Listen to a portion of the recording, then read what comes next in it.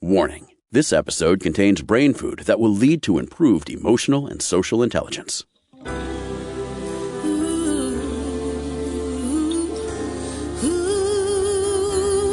Give us 1 hour and we'll help you change the way you think about happiness.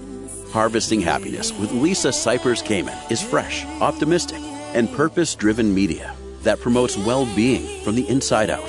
Each week, Lisa spotlights diverse trendsetters and change agents who are the greatest contemporary thinkers and doers, devoting their lives to creating a better world in which to live. Your host, Lisa Cypers Kamen, is a widely recognized applied positive psychology expert, author, documentary filmmaker, and lecturer specializing in optimal lifestyle management. Let's get to it. Here's Lisa. Good morning, good afternoon, and good evening, wherever you are. Thanks for joining me on today's show, where you will learn about the mythology of otherness, building resilience, forgiveness, and connection. My first guest is Dr. John Crowley.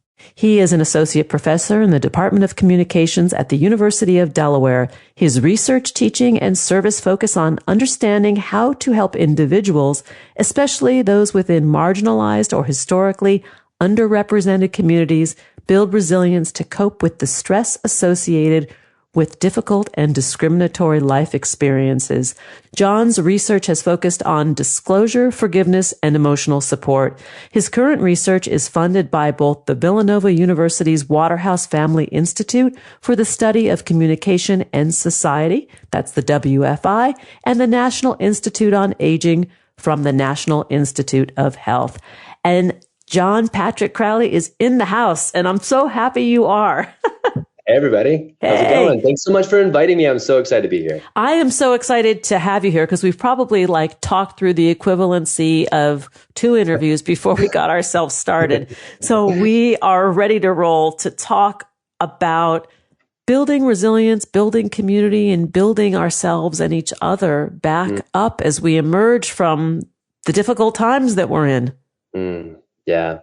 I think when you think about just the magnitude of stress that we've all been under, the psychological stress that we've been experiencing, the relational stress that we've likely experienced at our homes while we were sheltering in place, the stress that we're experiencing now as we're starting to navigate ourselves back into the workplace and re-engaging on a consistent basis with others, communicating. Maybe we forgot ways in which to do this in ways that are civil and in person, right, that are effective, or I think that we're all just encountering a lot of stress. So some of my work has sought to understand how we can cope with stress when we're managing difficult life experiences. And I think that we can all relate to this in one way or another. That it is the coming out of this COVID mindset, emerging back into the world and emerging into a world that has another kind of existential threat to it. I mean, I find that is what is a little mind-blowing. It's like, are you kidding me? We just get out of this and now we're going to that? I know, right? So it's just constantly facing threat. And when the body and when the mind is constantly under stress, right? That's when the body begins to give way to illness and disease. Yeah. So we're vulnerable by extension of the stress that we've been experiencing to the illness that's associated with COVID-19. So when the body is constantly taxed, physiological pathways that regulate the body's stress response, they start to give way. And this is what is known as allostatic load. And that's when we start to become immunocompromised and we can get ill. So questions I think that we have to ask ourselves right now is, what are some things that we can do on a daily basis, even to try and build resilience so that we can better cope with these sorts of experiences that we're all going through? Well, tell us, doctor. I mean, I'm a big proponent of, dancing. Dancing. I love it. Movement. Yeah. That takes me down one path that is really central to my research and also to my own personal life, which is mindfulness meditation. So when we think about movement, when we think about any sort of movement, whether it's dancing or whether it's walking, whether it's basketball, whether it's golf, whether it's washing the dishes, there's a kind of attention that we can bring to that moment that is stress reducing. Yeah. And that's a kind of mindful attention, which I'm sure you've talked about fairly extensively on this podcast. Oh my gosh. Right? A zillion times. But, but we need the constant reminder because we have memories of fleas. We do have memories of fleas. I think the coolest thing about mindfulness meditation to me, and I think the hardest thing when we think about it in terms of trying to investigate it, is getting at this aspect of it that is decentering. Have you ever talked about that on the pod before? No. Let's talk about decentering. Yeah, so decentering is so if you think about mindfulness, some people conceptualize mindfulness as doing two things to help us, right? One is that it slows down the brain's automaticity, or it slows down our connection with automaticity. So automaticity are the hardwired ways in which our brains react to the environment. And so mindfulness can kind of allow us to see these hardwired ways. It slows it down so that it doesn't happen in a non-conscious way, but instead it happens in a conscious way. So maybe instead of getting really upset at the dishes not being done when I come home, right? I notice that the mind is becoming angry and that there are these angry feelings occurring in my body. And I then become less reactive to those thoughts. Those thoughts don't overwhelm me in the same way that they normally would, because I've been trying to train through mindfulness my ability to slow down the automaticity. I love that way of thinking about it. I think it's really cool and accessible. Yeah, but very much so. And I'm thinking about those dishes because I am one of those people that would be irritated. Yeah. And why? Because I can control the dishes. I can't control COVID. Yeah. Right? Isn't that the root of it all? Like not being able to control? Yeah, I think it's massive amounts of uncertainty. I think COVID has presented to us so much uncertainty, especially at the beginning stages. Think about what we had to deal with not even knowing about how far to stand away from people. When I remember going on a run around this area where I live, and I had a mask on while I was running. Ooh. And I was doing my best to stay like 12 feet away from people because I didn't know how contagious this was, because we didn't know as a humanity how contagious this was, right? So the brain's uncertainty is connected to stress. Uncertainty is connected to arousal in the body, right? And so this idea of automaticity is trying to utilize mindfulness, especially now, to see these hardwired reactions to our environment that are still ongoing for us as we're still negotiating, upticks in COVID counts and et cetera.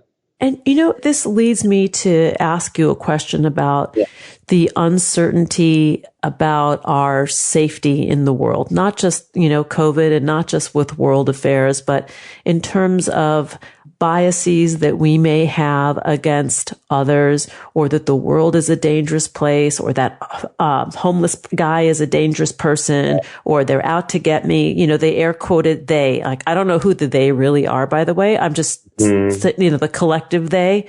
That also takes us out of that mindful place. We're so worried about controlling what's out there that we lose control about what's in here. Yeah, absolutely. I mean, when I think about a lot of work that is socio-evolutionary, what this work does is it tries to explain why the brain has created ways of categorizing people and things really quickly, right? And so it's allowed us to survive because we were able to, our ancestors, for instance, were able to see a lion and quickly decipher that this lion was something to ward off and be afraid of and run away from.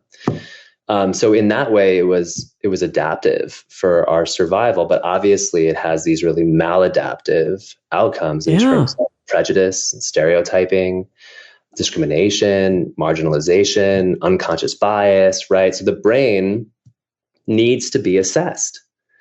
It can't just go on working without us critically assessing what's happening. But the problem is, I would say, that without mindfulness, we can't slow it down enough so that we can see it.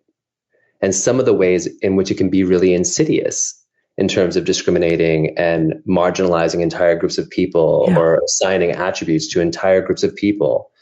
So this idea of slowing down the automaticity is like, to me, one of the most important things that we as human beings need to be doing is trying to get a sense for the way the mind functions so that we don't fall prey to it, so that we're not disempowered by it. We become empowered through being able to observe the mind.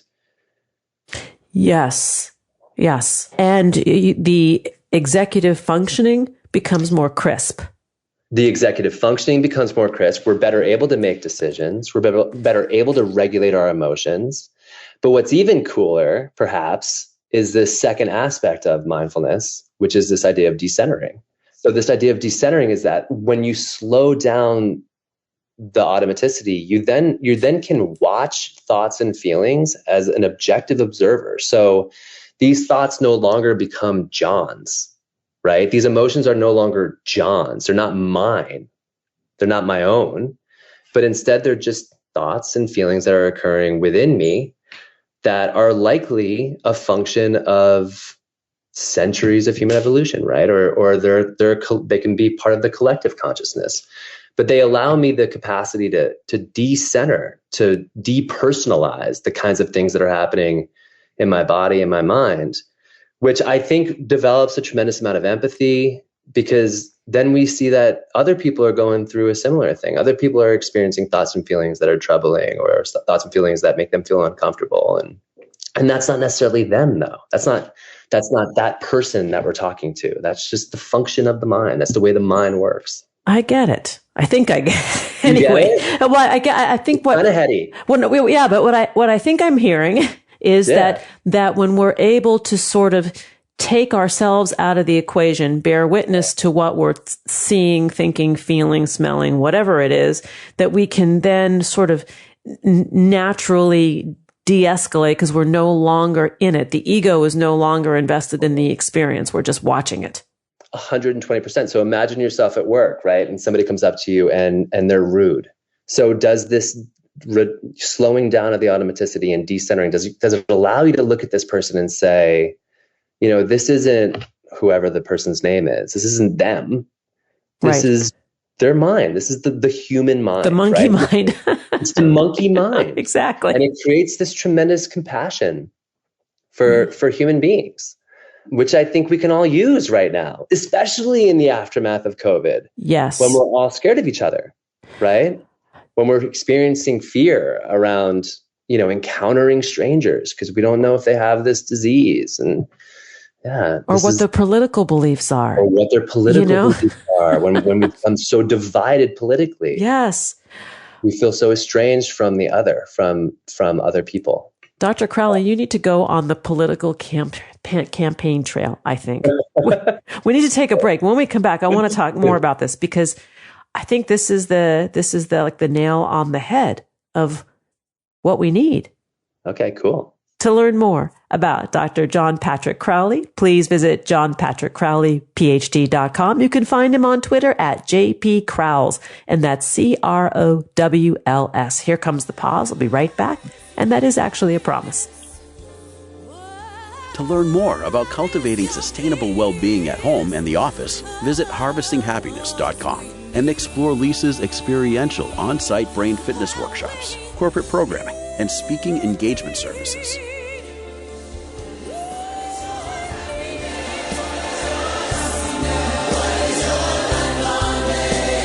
Welcome back. We're continuing the conversation about the mythology of otherness, building resilience, forgiveness, and connection. Let's get back to the conversation with Dr. John Crowley. John, let's go back to decentering, because I do think that we need to present this in another way, say it in another way to help people understand that mindfulness is not simply chanting, contemplating your navel, or wearing saffron robes, although all of the above might happen. You know, what we're really talking about is proactively working with ourselves to have more dominion over our reactivity. And I think that that's the big deal with mindfulness, is that people attach a lot of associations with it, right? Yeah. that it has to do with spirituality, or that it has to do with religion. And I really like to anchor it when I teach this in class in mindfulness science, right? So this has a lot of scientific backing on it. And if you try to boil it down, I think it's really doing a number of things. It's allowing us to just observe the contents of our mind, observe the contents of our feelings. And that allows us greater power in not having those thoughts and feelings overwhelm us, right? So if the example I used before, if someone's rude to me at work and I have angry feelings, if I'm completely identified with the mind, if I'm completely identified with those feelings, then I'll be overwhelmed by those feelings. But if I can objectively observe them and say, wow, there's some anger happening, or I can feel it in my body, but I'm not letting it overcome me, then I have greater agency. I have greater agency in responding. And I think it also has this flip effect of us being able to observe humanity in others in a more empathic and compassionate way, which I really feel like we need right now more. Yeah. And that's the generosity of spirit part of it. Like that you can see in yourself when you're in a moment where you're being reactive and you're like, oh, there's my anger. I sense that I'm becoming activated, but I am not the activation, right? I am not that anger. It's just a response, and then I can let it go. Right. Hopefully. Exactly. And then hopefully. And then if I can extend that as a courtesy to the other person, I think that's pretty amazing. And that's a challenge. That is totally a challenge. I mean, being able to really, first of all, kind of accept what's going on within you is a challenge, because there has to be a degree of openness to it, right? An openness to all of the beauty and all of the ugliness that exists within us. And there's all kinds of stuff that exists within us. And that's why I think the decentering aspect of this conceptualization of mindfulness is so important, because if you can decenter from it, if you can depersonalize it, then you can be more open to it. And it's going to seem less threatening to you that you have anger, or that you have, this sadness or this grief associated with whatever is occurring in your life. And maybe you can just observe it. And maybe then through observing it and letting it express itself within you, whatever feeling you're having, maybe then it can actually start to be released, right? Yes. And that's a really important point too, is that, and there's a lot of theorizing around this idea that when you experience an emotion, if you don't express it, if you don't really fully experience it, does it just go away? Or does it continue to live inside you? No. It gets stored in the body. Stored in the body, and it can become toxic if it's not managed appropriately. So and make you sick. It can make you sick. Let's just be really real about this. Make you sick. Absolutely.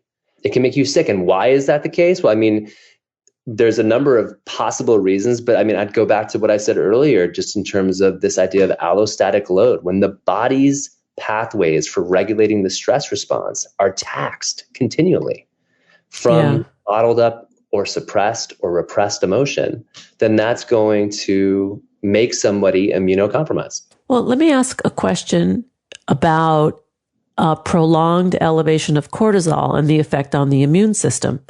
Yeah, so cortisol runs on a diurnal basis, right? So in the morning, you have these higher levels, and it slowly declines throughout the course of a day. And when you experience something in the environment that's stressful, cortisol has an increase. And then it's supposed to go back down to whatever baseline you were at prior to that exposure. If your stress levels, if your cortisol levels are continually high, then you can have this higher reaction to stress. But there's also another issue. If your cortisol levels are continually high, it can cause what is known as a blunted response, meaning that you don't have a normal stress response to whatever it is that you're experiencing in your environment. So, I mean, it's really important to find ways to regulate your stress response. And making it a daily priority, I think, is even more important. So how can we engage in daily practices that allow us to pay attention to how we're feeling, pay attention to what's going on in our bodies, pay attention to our stress, and better regulate what's going on in our body and the stress that we're experiencing in our lives? right? And I think mindfulness is clearly one way of going about doing this, but that's not the only way that I've researched. Tell us more. I could tell you about another way. I've always been really interested in journaling too. That's always been something that I was just kind of naturally inclined to do when I was young. And so when I started doing research, I wanted to investigate the benefits of journaling, of what is known as expressive writing, which is developed by a researcher at the University of Texas, Austin. His name is James Pennebaker. And what he did, and others who have investigated this, is they tested how asking people simply to sit down and express their deepest thoughts and feelings about something, usually something that's traumatic, can help them in various ways in terms of their health outcomes. Wow. Yeah. Have you talked at all about expressive writing on your show? Well, we've talked about definitely journaling over the years and years and years, but expressive writing in correlation to health, no. Okay, so this is I would say like a primary vein of my research, and what I wanted to do with my work is understand what are the ingredients of writing that actually help people to feel better, to help people regulate their physiological stress response, to help people mentally recover from difficult life experiences. And I've looked at this for LGBTQ plus individuals who've experienced hate speech. I've looked at this for people in dating relationships who experienced severe relational transgressions. And I'm finding some patterns, and these patterns are based on a really huge literature that's been contributed to by a number of really great scholars. And some of the patterns are this, right? When you sit down and write, it's really important to vent. It's really important to let your emotions out when you're writing. So if you're writing to somebody, and this is in accordance with what is known as traumatic disclosure writing, it's just kind of letting out your deepest thoughts and feelings about whatever it is that you're negotiating at that time. And that may actually help you to recover physiologically from the stress associated with this experience. Yeah. Is it the sort of expunging it from consciousness that contributes to it, to the catharsis? Great question, right? So, I mean, there's a number of different theoretical vehicles for why this may happen. The one that I tend to rely on is disinhibition, which is based on the work of Freud, which says that when you inhibit emotions and you don't let them out, what happens, right? Your body, they become toxic within you. So it follows that through writing, if you can simply sit down and disinhibit, let those emotions out, then you may be able to help your body to regulate. Let your freak fly. Right? Yes. Yeah. And then what do? Burn it or save it? So that's a good question. But you can't. So the research is also, it can't just be about venting. So there's another ingredient too. Uh-oh. I'm scared. This is self-regulation. So what this theory is it suggests that when you experience something that's difficult in your life that you assign negative emotions to, then that emotion that you have around that experience can affect you, right? So it can really help to sit down and repackage something in a way that's positive. Try to find the silver linings in something that was really difficult to experience. So the kinds of work that I've been doing has been trying to get people in like a first stage of writing to just disinhibit and let it all out. And then in the second stage, once they feel like they've gotten some of their emotion out, to then try and package and actively structure a story around whatever it is they're negotiating that tries to find the silver linings and the positive benefits that may have occurred from their experience. So, if you're going through a divorce, right? How has this made you a stronger person? How are you more resilient now? What are the lessons that you've learned? Trying to identify what it is that you've learned and packaging that in a clear and coherent narrative can allow you possibly to leave those memories behind and move on with your lives in a healthier way. Oh, I love this. I mean, it's in a sense post-traumatic growth. Yeah.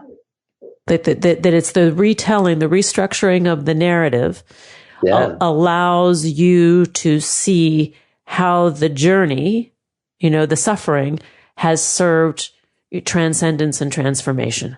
Totally. And allows you to bring closure to it. Yeah. Because I think sometimes when it's negative, what do?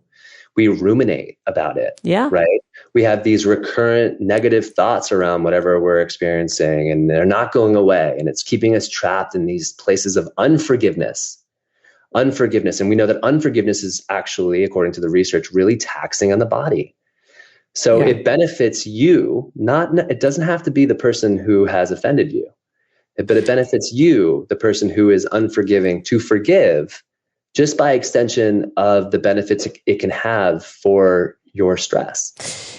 Well, the forgiveness doesn't let the other person off the hook. It lets ourselves off the hook. Totally. That's a great way to put it. You know, it we don't do it for the other. It's actually a selfish action. Yeah. In a positive way. Absolutely. I think so. Yeah. And I think it's really hard sometimes to forgive, to want to forgive somebody. And I think that's justifiable, because some people don't know, some actions maybe don't always deserve forgiveness, right? Right. But if we know that we're getting hurt by it, like you said, it's a selfish thing. You do it for yourself. Try to find forgiveness.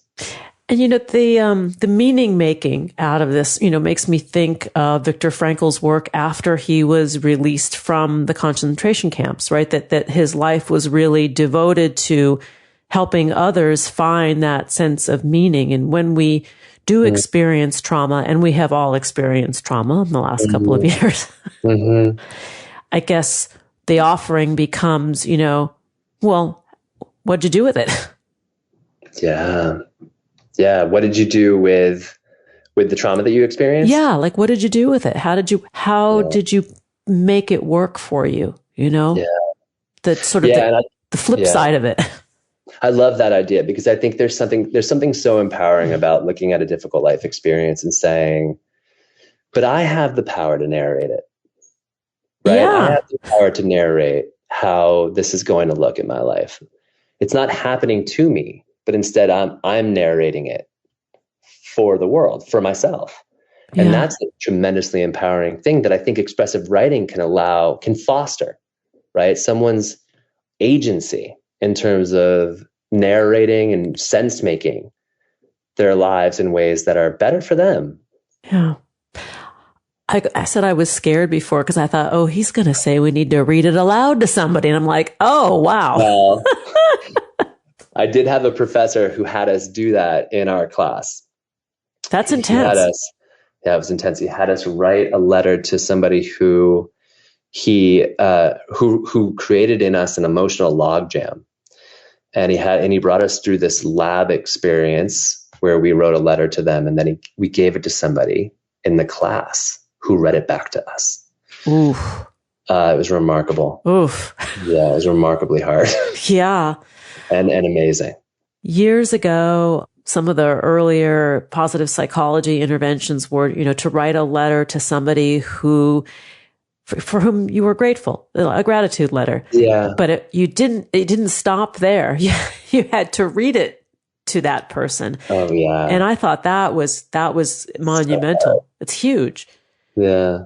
I'm not sure why you would have to do that unless you, I mean, I'm just playing devil's advocate. Like, I think it's a good idea, but sometimes, like you and I were talking about, sometimes this is really just for yourself.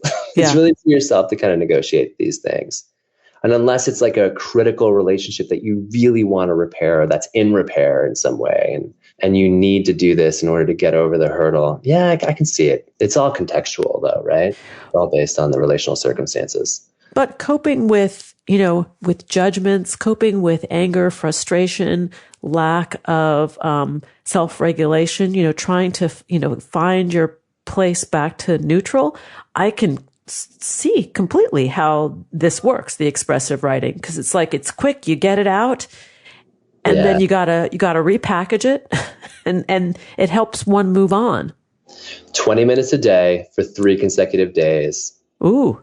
You know, the prompts you can find online, and I would definitely encourage anybody listening to go and actually find the research and find those prompts, as they've been validated in, you know, a number of different studies. Meta-analyses have been conducted on these. But yeah, 20 minutes a day for 3 consecutive days, it could really have some profound effects, I think. Are these on your website? Are the prompts on your website? They're not. Oh, well. That wouldn't be a bad idea, though. That would be a bad idea.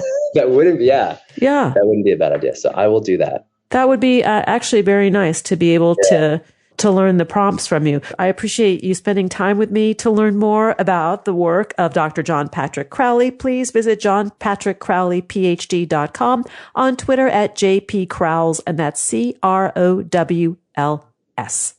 We'll be right back, and that is a promise. Did you know that happiness is actually good for your health? Happy people live longer, are more productive, and make better partners, parents, and professionals.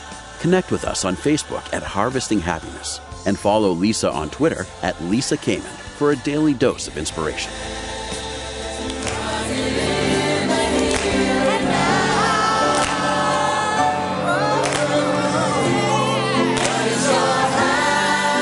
This episode was recorded while on the road, and you know what that means. Imperfect sound, imperfect technology, but still that perfect, health-consciously prepared brain food. And we're back, continuing the exploration of the mythology of otherness, building resilience, forgiveness, and connection. My next guest is Wendy Sanford. After growing up in privilege in Princeton, New Jersey, living through the turbulent 70s when she became a feminist, lesbian, and a Quaker, Wendy Sanford attended seminary at Harvard Divinity School. It was then that she began to read works of women of color as a way to remedy her exposure to mostly white male authors. Wendy, thanks for joining me this morning. Thank you, Lisa. I'm so glad to be here. I am thrilled to have you here. This makes a great discussion in my view. Talk a little bit about your story and growing up in the world of white privilege. Well, of course, I didn't realize it at the time. I just thought this was how one grew up and what one was supposed to learn. In that particular world in the 1950s, with my father who commuted into New York City as a lawyer, and my mother who did volunteer work at the hospital. I went to all private schools. I was in, I think today people still manage to live in an all-white bubble, and I certainly did. And from all the books I read, from the teachers I had, from even the jokes my parents told at cocktail hour, I came to understand that white people were superior and that Black people were mainly less civilized, less advanced. They were there to serve us, really. And my parents had a live-in young Black girl really came in the summertime to help them. And I just lived in a white bubble. All my friends were, the clubs that my parents belonged to were white. And and at that time, if I looked, when I studied politics as a young teenager, there were all those white people in the Congress and the Supreme Court, pretty much. And so I learned, I didn't think of myself as white. I thought of myself as a person. And then all the other people were like Black people or Negroes, as we called them at the time, and Latino people. They were all the other, and they had some mark of skin color or inferiority or something that put them as other. And I was the norm. And it just took decades of me and lots of other people, white people, getting it, that we aren't the norm. In fact, white skin it has a valence. It matters. It brings us privileges. It isn't like white people are just the regular people and then there are people of color. But I learned so deeply, and particularly as an upper middle class white girl whose mother was in a kind of a blue blood New Yorker, white Anglo-Saxon Protestant.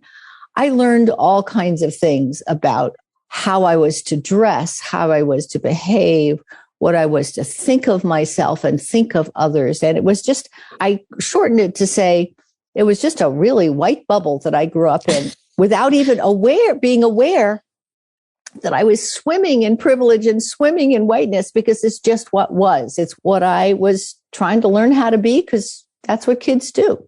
What I find so interesting about your story, growing up in the white world, in a world that we know is really not white. I mean, if you look across the globe at populations, white is the minority. It's Yes. the reverse, Right. I'm thinking of a specific example of how I learned about this whiteness. My mother would take shortcuts to go to a certain part of town. She would take shortcuts through the black part of town, which was in Princeton. It was Witherspoon Street. If any of your listeners know Princeton at that time in the 40s and 50s, it was Witherspoon Street was where a lot of immigrants and a lot of black people lived, and it was poorer. And at that time, I kind of learned that they were poor because they didn't work as hard or they weren't as smart. Now I understand that after World War II, white GIs got access to housing, to affordable mortgages, and black GIs who had fought just as hard didn't. And so that's where the wealth gap comes from. But at the time, I just thought, oh, Witherspoon Street. And I was a little scared of driving down it. I would close my window because there were boys and girls in the street playing and people on their doorsteps chatting. And it just was a very different culture from mine. And I was a little scared. And then as I started trying to develop taste in clothes, if a dress was what my mother thought was bad taste, she would say it was too Witherspoon Street. Oh, my. So you see how it all combined to reinforce that bubble. And a small, narrow one, a very a tight, contracted place. And then in the 70s, you became a feminist. So that already put you outside of this white privilege bubble, like step number one, right? Well, outside certain aspects of it, not the white privilege bubble, because feminism as I knew it, early second wave feminism, was quite dominated by white women, even though there were really important African-American women and Latinas who contributed to the forming of NOW, the National Organization for Women. Yes. But my group, the Boston Women's Health Book Collective, my women's health group, we were for many years all white. And we would write things like, we women think this and we women experience that, as though we, who were all white, could speak for all women. There was a brief period for our group. I mean, we started getting educated sooner than some other aspects of the early second wave women's movement, because there was a group called the National Black Women's Health Project, and some friends of ours in that group said, very quickly said, you are all white women. You can't say we and think you're speaking for everyone. You can't focus just on issues that affect white women's health. You have to think about all women's health. So, for instance, we were focusing very much on pregnancy and childbirth, but we weren't talking as much about the right to have financial support for, poor women. Poor mothers were getting poorer health care. They were getting, much less financial support. The maternal mortality rate at that time for Black mothers was much higher. And the sad thing is, it's still much higher. So we thought we were changing the world, and we were trying to, but there are entrenched conditions and attitudes and restrictions that continue to make the Black infant mortality and maternal mortality rates much higher. Anyway, I want to ask you about the Boston Women's Health Collective, because I remember this back in the day when I was a young undergraduate student in Boston. And I remember the book, Our Body, Ourselves, that came out, which was a Bible really for young women of that time. Yes, and I would happy to hear that. At least for me, I was one of those women. I was like, wow, I could really learn about my body. Yes, yes. In all parts, and what those parts did and didn't do. That's so true. And also that you were a sexual being. I mean, part of my growing up was, although I didn't grow up Roman Catholic, where I think this was even stronger, but there was just such a sense that we had to hold back our sexuality and restrict our sexuality and say no. It was always, we are the ones who had to say no. If men wanted to, or boys in that case, when we were growing up, wanted to do something, some kind of experimenting. And it was great. I was one of the writers of the sexuality chapter all those years. And it was so great to just give voice and listen to women talking about being sexual. Pleasure. Pleasure. And orgasm. I hadn't never heard the word said out loud before. And it was very liberating time around sexuality. And at the very same time, which helped with the liberation in a way, we were starting to talk much more openly with each other about times when sex had been forced on us. So that the sexual violence, talking about that is a very important aspect of coming to stand in our full sexuality, because feeling safe and getting to make our own choices and not having sex forced on us or insinuated on us is a really important part of both owning and enjoying our sexuality. As you say, pleasure. Yeah, I think that at that time, what was groundbreaking about that book and the Boston Women's Health Collective was this idea that we as women could and should have pleasure in our sexuality, in our sexual expression, which brings me to another part of your story, which is being a lesbian. And we're going to need to take a break because I want to get into this part of the story really in a heartfelt way, because we're talking again about bridging great divides. And I would imagine from your mother's perspective, or your parents' perspective, being a lesbian was not what was done in that privileged white world. Totally true. And that's why I tried not to let them know for a very long time. Let's take a break. Mm-hmm. To learn more, please visit Wendy Sanford -thesewallsbetweenus.com. We'll be right back, and that is a promise. Who says money can't buy happiness? Whether you are a skeptic or seeker, check out Lisa's new book. Are we happy yet? 8 Keys to Unlocking a Joyful Life, a boot camp manual for greater emotional fitness, is available at Barnes & Noble, Amazon, IndieBound, and HarvestingHappiness.com. Here's a truth bomb. Emotions are contagious, and happiness is a universally desired state. But we tend to forget that we all have the freedom to be happy or the liberty to be miserable each day, regardless of external circumstances. Explore the journey of human happiness, how to find it and keep it, with Lisa's documentary film, H Factor.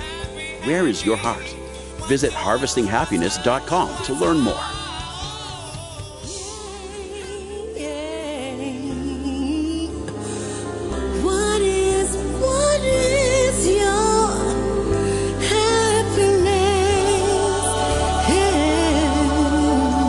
This episode was recorded while on the road, and you know what that means. Imperfect sound, imperfect technology, but still that perfect, health-consciously prepared brain food. And we're back continuing the conversation about the mythology of otherness, building resilience, forgiveness, and connection. Let's get back to the conversation with Wendy Sanford. And Wendy, just before the break, we were talking about the emergence, your emergence from the white bubble into yourself and coming home to yourself. And I want to talk a little bit about becoming a lesbian in your parents' world and what that was like. Well, the first I ever heard about gay people was my parents during cocktail hour would tell jokes about fairies, which I came to understand were men they had heard of who were interior decorators. So that was my level of information for a long, long time. And then when I became part of the women's movement, the women's health movement, and was working on our bodies ourselves, a group of women who were lesbians came to us and said, you need to have need to have a chapter about lesbians in this book. And none of us was lesbian. So we invited them to come meet with us. And I was incredibly nervous around them. I just have to tell you, I couldn't look any of them in the eye. And I think I thought that they would see something in me that I didn't want to know about myself. They were just scary and fascinating to me. And they did a fabulous job and wrote a really groundbreaking chapter for the book, which they called In America, They Call Us Dykes. And it was about love affairs, and it just was wonderful.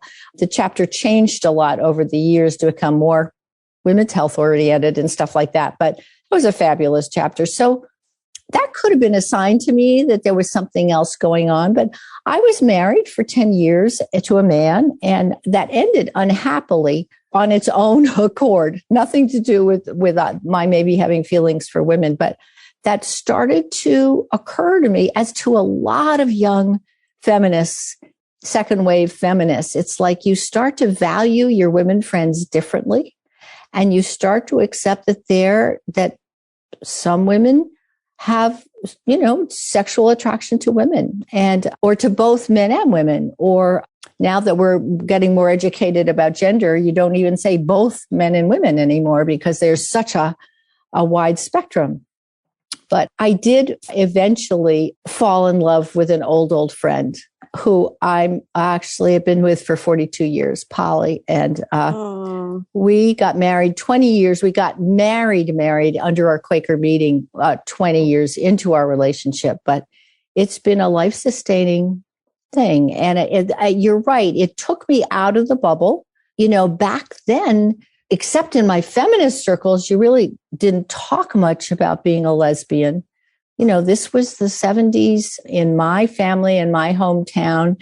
It turns out my second cousin and dear friend also became a lesbian, but she did a slightly different thing. She went through a motorcycle phase and all those things that back then people associated with those lesbians. And so my mother didn't really want me seeing her much. Well, now we talk monthly, as she and I, and we both have been married for years. And, I'm sure there were a lot of other lesbians around, but it was pretty closeted back then. But it was another step. You're so right.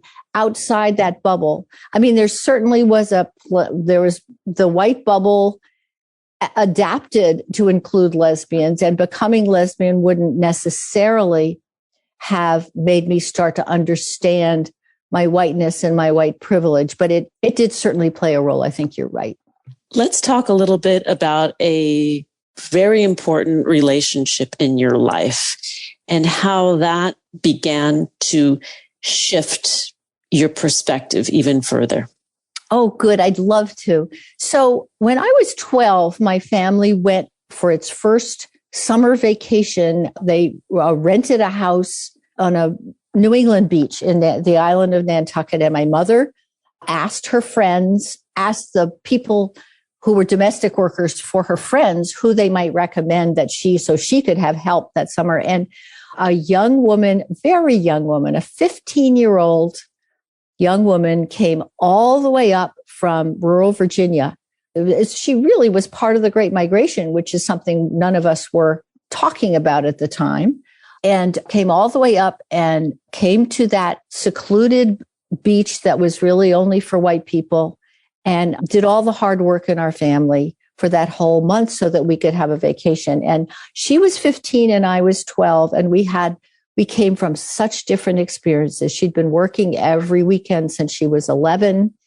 She had gone to a one-room schoolhouse because that's all Virginia would provide for Black children at that time. And of course, at age 15, she'd graduated because they had nothing more to teach her. She's an incredibly smart person, but she was out of there because they had nothing left to teach her. And here I was, still a girl and doing all the girl things. And she ended up coming back, married. Her name was Mary White at the time. And she ended up coming back every summer because she did such a good job. My mother would beg her to leave whatever she was doing, so even to leave her children behind later on in her 20s, to come help my family have a good month by the ocean. And it was incredibly lonely for her. And there really weren't any other Black people around at all. We're in this secluded area, and it was incredibly lonely.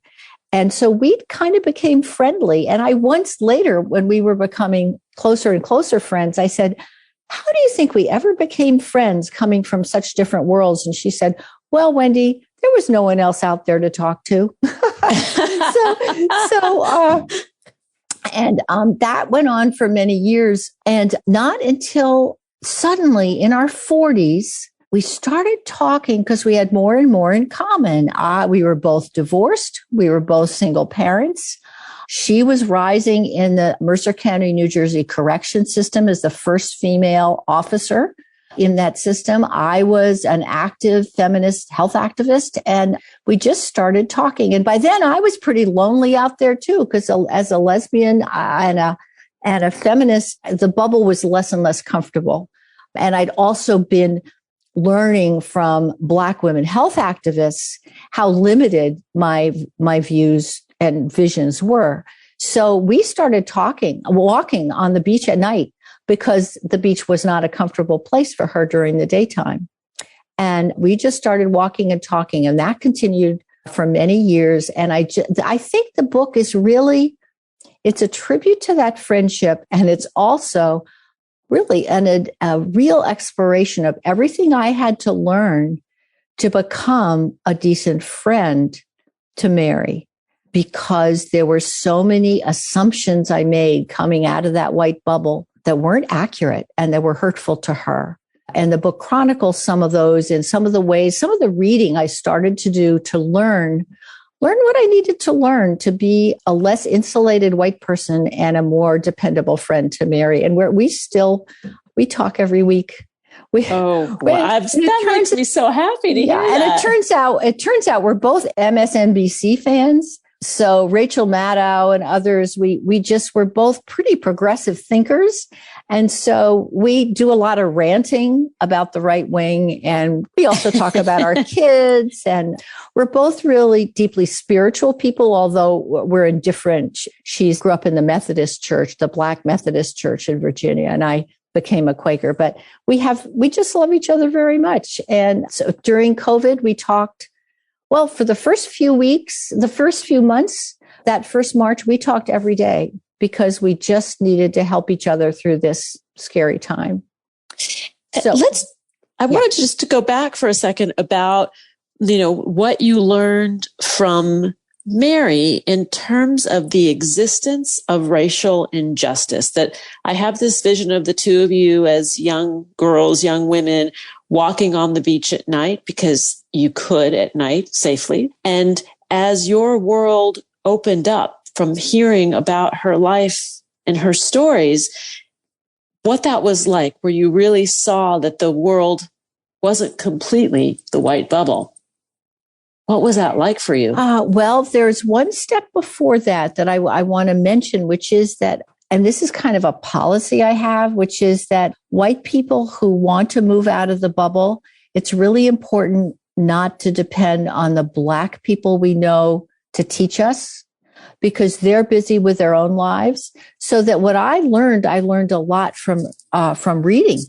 That was my new devotional reading, was reading the works of Black women in particular. And I remember one book I read called Coming of Age in Mississippi, by Anne Moody, which was, she just really stepped blow by blow, her growing up as a poor Black girl whose parents were sharecroppers in Mississippi, and the terror and the hunger and the ways her family managed to survive and be a family. And so I read that book and was very affected by it. And I gave it to Mary, and she read it in one night. And the next morning I said, "What did you think?" And she looked at me and she said, "Wendy, that book was my life." Yeah. And that is the moment when I knew that we had been friendly, and we played cards and we did whatever things you do in the summertime when she had a little bit of free time, but I hadn't known her at all. And so that was the moment when I understood I had so much more learning to do, both from her, but also from reading. So I wasn't depending on her to spend her limited discretionary time teaching me. And what I also hear is that Mary she was not complaining.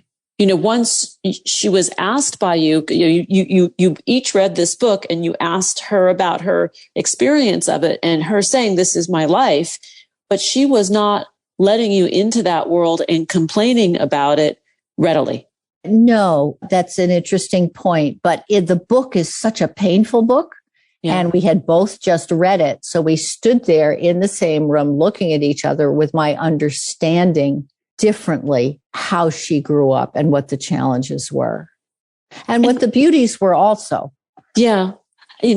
As you speak, I'm thinking about, that living in that state of curiosity, because this planet is covered with people of different colors, beliefs, classes, et cetera, et cetera. Genders, yes. Genders, that when you take a moment to go through a few thought experiments of putting yourself in the shoes of another, I think that the lines begin to melt, or that is the hope, that we move towards understanding.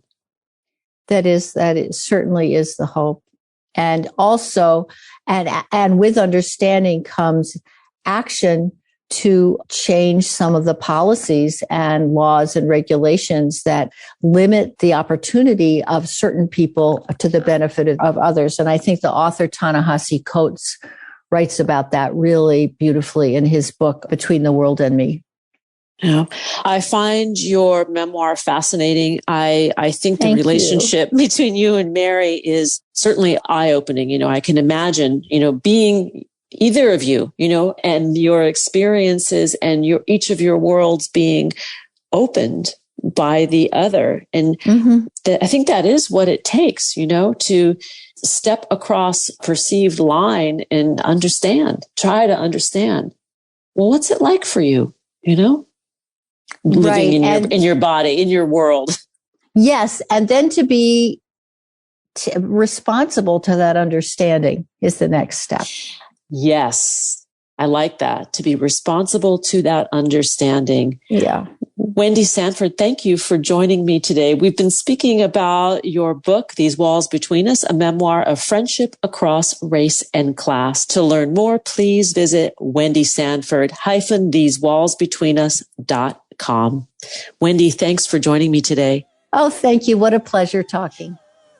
Thanks for joining us on Harvesting Happiness today. This is Lisa Cypers Kamen on behalf of my guests, Dr. John Crowley and Wendy Sanford, wishing you kind thoughts, kinder words, and the kindest of actions. Until next time, remember, happiness is an inside job. Happiness is your inside job. Please go out and rock your day and remember to be kind to one another. Keep harvesting your own happiness anytime and anywhere, from the comfort of wherever you are. Subscribe, listen, and share hundreds of downloadable episodes via our free app or from our libraries at toginet.com, iTunes, Google Play, and other fine podcast platforms. To learn more about Lisa's global consulting services, please visit harvestinghappiness.com. Spread more joy by liking us on Facebook at Harvesting Happiness and following Lisa on Twitter at Lisa Kamen. Harvesting Happiness is produced in collaboration with TogiNet Radio, KBUU Radio Malibu.net, and is available on PRX, the Public Radio Exchange.